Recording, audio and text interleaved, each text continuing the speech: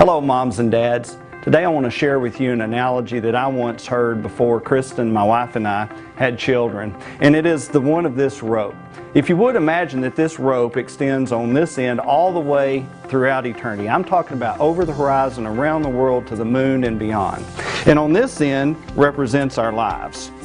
The black portion represents the entirety of my life, and the pink portion here on the end represents my child-rearing years. James chapter 4 tells us that relative to eternity, our lives are like a vapor in the wind. And whenever you look at the pink portion of this rope, it means that our child-rearing and the opportunity that we have, the one chance that we have to get this right with our kids, is incredibly small. You know, I was once told by a counselor to remember that my children were the youngest that they're ever going to be today. That struck me as something that is very powerful. And all you have to do is talk to one of our senior parents today this spring. For our seniors, they'll be graduating in May, and I think that they will tell you to be careful not to wish away a single day, because before you know it, they'll be leaving the house. This spring, my challenge for you is to be very intentional as you look at what your opportunities are this spring with your kids and your family. Take a look at the schedule.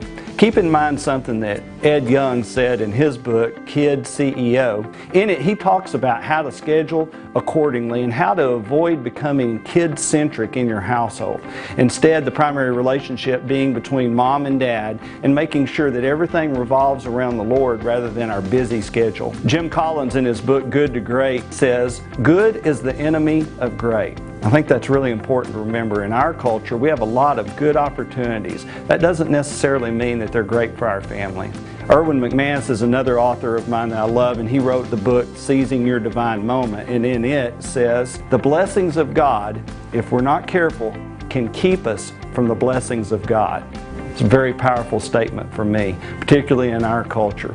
So my challenge for us today is to be very intentional in what it is that we spend our time on with our families, with our kids. For Kristen and I, with our 3 boys. I want to thank you for partnering with us and trusting us and devoting each and every day that is so precious to Pantego Christian Academy.